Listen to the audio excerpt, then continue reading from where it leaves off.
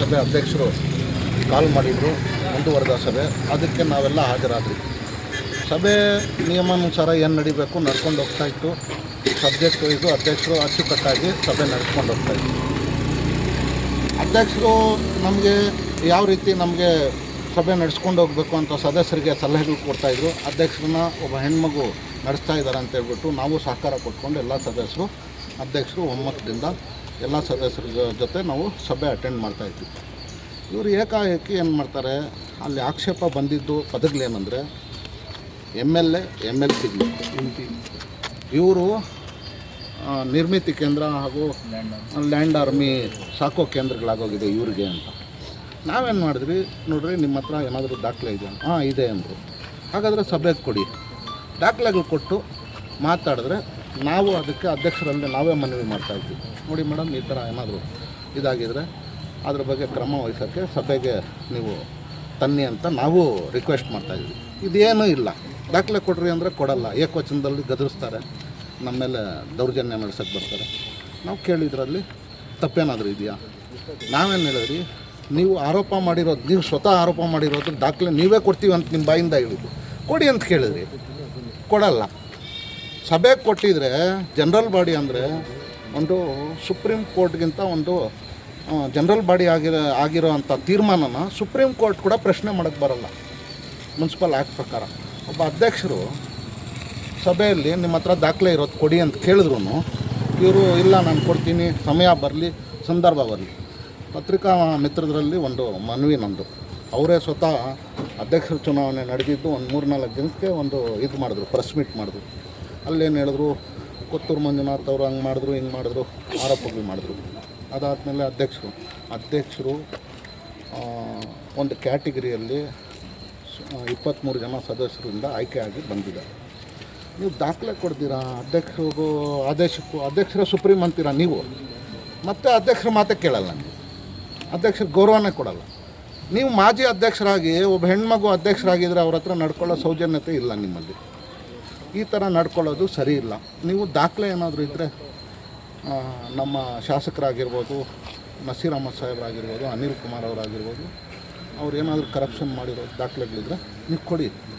ಇಲ್ಲ, ನಾವು ನಮ್ಮ ಸೂರ್ಯಣ್ಣ ನಾಯಕತ್ವದಲ್ಲಿ, ನಮ್ಮ ಅಧ್ಯಕ್ಷರ ನೇತೃತ್ವದಲ್ಲಿ ಎಲ್ಲೆಲ್ಲಿ ಕೆಲಸಗಳು ನಡೀತಾ ಇದೆ, ಇನ್ನು ಟೆಂಡರ್ ಕರೆಯೋದು ಪ್ರೋಸೆಸ್ಸಲ್ಲಿರೋದು ಅದು ಬಿಟ್ಟು ಈಗ ನಡೀತಾ ಇರೋ ಕೆಲಸಗಳು ನಿಮ್ಮ ಯೋಗ್ಯತೆ ಏನು ಅಂತ ನೀವು ಮಾತಾಡ್ತಾ ಇರಲ್ಲ, ಆ ಯೋಗ್ಯತೆ ಏನು ಅಂತ ನಮ್ಮ ಅಧ್ಯಕ್ಷರ ನಿಮ್ಮ ಬಯಲಿಗೆ ಎಳಿತಾರೆ. ನಾವೆಲ್ಲ ಸದಸ್ಯರ ಜೊತೆಗೆ ಬರ್ತೀವಿ, ನಾವು ಓಪನ್ ಚಾಲೆಂಜ್ ನಿಮ್ಗೆ ಮಾಡ್ತಾಯಿದ್ದೀವಿ, ಬನ್ನಿ. ನಮ್ಮ ಶಾಸಕರು ಏನೇನು ಅಭಿವೃದ್ಧಿ ಮಾಡ್ತಾಯಿದ್ದಾರೆ, ನಮ್ಮ ಸಿದ್ದರಾಮಯ್ಯ ಸರ್ಕಾರ ಬಂದ ಮೇಲೆ ಏನೇನು ಅಭಿವೃದ್ಧಿ ಮಾಡ್ತಾಯಿದ್ದಾರೆ, ಇಡೀ ಕೋಲಾರ ನಗರದಲ್ಲಿ 10 ಕೋಟಿ ಅಲ್ಪಸಂಖ್ಯಾತರ ಕಾಲೋನಿಗಳಿಗೆ ಅಭಿವೃದ್ಧಿ ಆಗೋಕ್ಕೆ ಬಂದಿರೋ ಅಂಥದ್ದು ಪ್ರಪ್ರಥಮ ಕೋಲಾರ ಹಿಸ್ಟ್ರಿಯಲ್ಲೇ ಫಸ್ಟ್ ಟೈಮ್. ಅದರಲ್ಲೂ ನೀನು ಅಲ್ಪಸಂಖ್ಯಾತ ಸದಸ್ಯನಾಗಿ ನೀನೇ ಆಕ್ಷೇಪ ವ್ಯಕ್ತಪಡಿಸ್ತೀಯ ಅಂತಂದರೆ ನೀನು ಯಾವ ಸಮಾಜದವನು, ಯಾವ ಸಮಾಜಕ್ಕೆ ಬೆಂಬಲ ಕೊಡ್ತಾ ಇದೆಯೋ ನಮಗೆ ಗೊತ್ತಾಗ್ತಾಯಿಲ್ಲ. ಈ ಥರ ನೀನು ಪದಗಳು ಬಳಸೋದು ಬಿಡಬೇಕು. ನಿಮ್ಮ ಹತ್ರ ಏನಾದರೂ ದಾಖಲೆಗಳಿದ್ರೆ ದಯಮಾಡಿ ನೀವು ಬಂದು ಕೊಡಿ. ಇನ್ನು ಮುಂದಕ್ಕೂ 15 ಕೋಟಿ ತರ್ತಾ ಇದ್ದಾರೆ ಅಲ್ಪಸಂಖ್ಯಾತರ ಇಲಾಖೆಯಿಂದ, ಅದು ಅಭಿವೃದ್ಧಿ ಮಾಡ್ತೀವಿ. ಎಲ್ಲ ವಾರ್ಡ್ಗಳು ಸಮನಾಗಿ ಹಂಚಿದ್ದಾರೆ. ಶಾಸಕರು ನಸೀರ್ ಅಹಮದ್ ಸಾಹೇಬರು DC ಕಚೇರಿಯಲ್ಲಿ ಕೂತ್ಕೊಂಡು ಇದು ಮಾಡಿದ್ದಾರೆ. ಶಾಸಕರು ಅನುದಾನ ತರೋದು, ಶಾಸಕರು ಪ್ರಜಾಪ್ರಭುತ್ವ ವ್ಯವಸ್ಥೆಯಲ್ಲಿ 80,000 ಚಿಲ್ಲರೆ 83,000 ಮತಗಳಿಂದ ಓಟು ತಗೊಂಡು ಗೆದ್ದಿರೋಂಥ ಇದು ಮಾಡಿ ಅವರು ವಿಧಾನಸಭೆಯಲ್ಲಿ ಅವರ ಅಧಿಕಾರ ಬಳಸಿ CM ಹತ್ರ ಮನವಿ ಮಾಡಿ ಅನುದಾನ ತರ್ತಾ ಇದ್ದಾರೆ. ನೀನು ಅವ್ರ ಯೋಗ್ಯತೆ ಬಗ್ಗೆ ಪ್ರಶ್ನೆ ಮಾಡ್ತೀಯಲ್ಲಪ್ಪ. ನೀನು ಈಗ ನಮ್ಮ ಅಧ್ಯಕ್ಷರು ಪ್ರತಿ ತಿಂಗಳು ಮೀಟಿಂಗ್ ಮಾಡ್ತಾಯಿದ್ದಾರೆ. ನಮ್ಮ ಅಧ್ಯಕ್ಷರು ಆಯ್ಕೆ ಆದಾಗಿಂದ ಪ್ರತಿ ತಿಂಗಳು ಅಚ್ಚುಕಟ್ಟಾಗಿ ಮೀಟಿಂಗ್ ಮಾಡ್ತಾಯಿದ್ದಾರೆ. ಎಲ್ಲ ಸದಸ್ಯರು ಹಾಜರಾತಿ ಬರ್ತಾಯಿದ್ದಾರೆ, ಎಲ್ಲ ಕೋಆಪ್ರೇಟ್ ಮಾಡ್ತಾಯಿದ್ದಾರೆ. ನೀನು ಸಭೆಗಳು ನಡೆಸ್ದಿರ ಡಿಸ್ಕ್ವಾಲಿಫೈ ಆಗಿರೋವಂಥ ಅಧ್ಯಕ್ಷ ನೀನು. ನಮ್ಮ ಹತ್ರ ದಾಖಲೆ ಇದೆ, ಕೊಡ್ತೀವಿ. ಅದಕ್ಕೂ ನಿನ್ನ ಥರ ಹೇಳ್ಬಿಟ್ಟು ಹೋಗಲ್ಲ. ಕೋರ್ಟಿಂದ ಡಿಸ್ಕ್ವಾಲಿಫೈ ಆಗಿದ್ದೆ ನೀನು, ಅದು ಜ್ಞಾಪಕ ಇರಲಿ. ನಮ್ಮ ಅಧ್ಯಕ್ಷರ ಬಗ್ಗೆ ಪ್ರಶ್ನೆ ಮಾಡೋನು ನೀನು 4 ತಿಂಗಳು 5 ತಿಂಗಳು ಮೀಟಿಂಗ್ ಮಾಡಿಲ್ಲ ಅಂತ ಹೇಳ್ಬಿಟ್ಟು ನೀನು ಡಿಸ್ಕ್ವಾಲಿಫೈ ಆಗಿದ್ದೆ. ಆ ದಾಖಲೆ ನಮ್ಮ ಹತ್ರ ಇದೆ. ಇನ್ನು ಮುಂದೆ ನೀನು ನಡ್ಕೊಳ್ಳೋ ರೀತಿ ನಿನ್ನ ಯೋಗ್ಯತೆ ಏನು?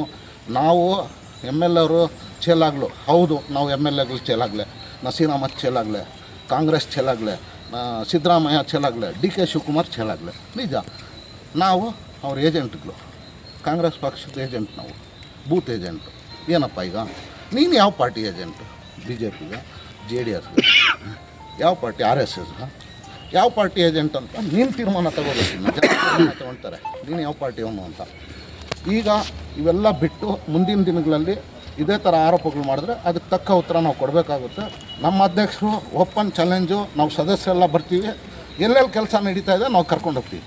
ಮಾಧ್ಯಮದವರು ಬರ್ತಾರೆ, ನೀವು ಬನ್ನಿ, ಆವಾಗ ನಿಮ್ಮ ಬಂಡವಾಳ ಏನು ಅಂತ ಊರು ಜನ ಎಲ್ಲ ನೋಡ್ತಾರೆ ಅಷ್ಟೇಳಿ ನಮ್ಮ ಸರ್. ಆಗಲೇ ಒಂದು ಕ್ಷಮೆ ಇರಲಿ, ನಾನು ಆಗಲೇ ಹೇಳೋದು ಮರ್ತವೆ, ಈಗ ಹೇಳ್ತಾ ಇದ್ದೀನಿ. ಕರ್ನಾಟಕ ರಾಜ್ಯದಲ್ಲಿ ರಾಜಕಾರಣಿಗಳೇ ಅಲ್ಲ, ಬೇರೆಯವರಲ್ಲೂ ಕಂಪೇರ್ ಮಾಡಿದ್ರೆ ಏಕೈಕ ವ್ಯಕ್ತಿ ಡಾಕ್ಟರ್ G. ಕೊತ್ತೂರು ಮಂಜುನಾಥ್. ಯಾಕೆ ಅಂತ ಹೇಳ್ತಾ ಇದ್ದೀನಿ, ಅವರು ನಾನ್ ಕರಪ್ಟ್, ಒಂದೇ ಒಂದು ಪೈಸಾ ಕರಪ್ಟ್ ಇಲ್ಲದೆ ಇರೋಂಥ ವ್ಯಕ್ತಿ ಏನಾದರೂ ಇದ್ದರೆ ನಮ್ಮ ರಾಜ್ಯದಲ್ಲಿ ಅದು ಕೊತ್ತೂರು G. ಮಂಜುನಾಥ್ ಅವರು ಅಂತ ನಾನೊಂದು ಘಂಟಾಘೋಷವಾಗಿ ನಾನು ಗರ್ವದಿಂದ ಹೆಮ್ಮೆಯಿಂದ ಹೇಳ್ತೀನಿ. ನಾವೆಲ್ಲ ಹೇಳ್ತೀವಿ, ನಿಜವಾಗ್ಲೂ ಹೇಳ್ತೀನಿ ಸರ್. ಇಲ್ಲ ಯಾರಾದರೂ ಒಂದು ಪೈಸೆ ಸುಖ ಸುಮ್ಮನೆ ತಾವು ಹೇಳಿದ್ರಿ, ನನ್ನ ಹತ್ರ ದಾಖಲೆಗಳಿದೆ ಅಂತ ಹೇಳ್ಬಿಟ್ಟು ಒಂದು ಪೈಸೆ ಏನಾದರೂ ಅವರಿದ್ದರೆ ನಾನು ಇವತ್ತೇ ನನ್ನ ಸದಸ್ಯತ್ವಕ್ಕೆ ರಾಜೀನಾಮೆ ಕೊಡ್ತೀನಿ. ಇಲ್ಲ ನೀವು ಕೊಡ್ತೀವಿ, ಇಲ್ಲ ನೀವು ಕೊಡಿ ಅಂತ ನಾನು ಹೇಳೋದಿಲ್ಲ, ಅದು ನಿಮ್ಮ ವಿವೇಚನೆಗೆ ಬಿಟ್ಟಂಥ ಇದು. ನಾನು ಇದು ಓಪನ್ ಚಾಲೆಂಜು. ಅವ್ರದ್ದು ಒಂದು ಪೈಸೆ ಏನಾದರೂ ಕರೆಕ್ಟ್ ಆಗಿದೆ ಅಂತ ಏನಾದರೂ ತಮ್ಮ ಗಮನಕ್ಕೆ ಏನಾದರೂ ಬಂದು ದಾಖಲೆಯನ್ನು ಕೊಟ್ಟಿದ್ದ ದಿವಸ ಆನ್ ದ ಸ್ಪಾಟ್ ನಾನು ರಿಸೈನ್ ಮಾಡ್ತೀನಿ ನನ್ನ ಒಂದು ಮೆಂಬರ್ಶಿಪ್ಗೆ, ಅಂದರೆ ಕೌನ್ಸಿಲ್ ಮೆಂಬರ್ಶಿಪ್ಗೆ. ನಾನು ನಿಮಗೆ ನೀವು ಕೊಡಿ ಅಂತ ನಾನು ಹೇಳಲ್ಲ, ನಿಜವಾಗ್ಲೂ ಹೇಳಲ್ಲ. ನೀವು ಹಂಗೇ ಇರಿ, ನೀವು ಹಾಗೇ ಇರಿ. ನಾನು ನಿಮ್ಮನ್ನ ಮೇಲೆ ಚಾಲೆಂಜ್ ಮಾಡ್ತಾ ಇಲ್ಲ, ನಾನೇ ಚಾಲೆಂಜ್ ಮಾಡ್ಕೊಳ್ತಾ ಇದ್ದೀನಿ. ನನ್ನ MLA, ನನ್ನ MLC ನಸೀರ್ ಸಾಹೇಬರಾಗ್ಬೋದು, ನನ್ನ MLC ಅನಿಲ್ ಅಣ್ಣ ಅವರು ಆಗ್ಬೋದು, ನನ್ನ MLA ಕೊತ್ತೂರು G. ಮಂಜುನಾಥ್ ಅವರು ಆಗ್ಬೋದು. ಅವ್ರ ಬಗ್ಗೆ ನನಗೆ ಹೆಮ್ಮೆ ಇದೆ. ನೀವು ಅಲ್ಲಿ ನೋಡಿದ್ದೀರಿ ಸರ್, ಕಾಲೇಜ್ ಸರ್ಕಲಲ್ಲಿ ಆಗಲಿ ಮತ್ತು ನಮ್ಮ DC ಕಚೇರಿ ಮೇಲಾಗಲಿ ನನ್ನ ಹೆಮ್ಮೆ, ನಮ್ಮ ಕೋಲಾರ ಅಂತ ಏನೋ ಹಾಕಿದ್ದಾರೆ. ಹಾಗೆ ನಾನು ಹೇಳ್ತಾ ಇದ್ದೀನಿ, ನಮ್ಮ ಹೆಮ್ಮೆ, ನಮ್ಮ ಕೋಲಾರ, ನಮ್ಮ MLA. ನಿಜವಾಗ್ಲೂ ಹೇಳ್ತಾ ಇದ್ದೀನಿ.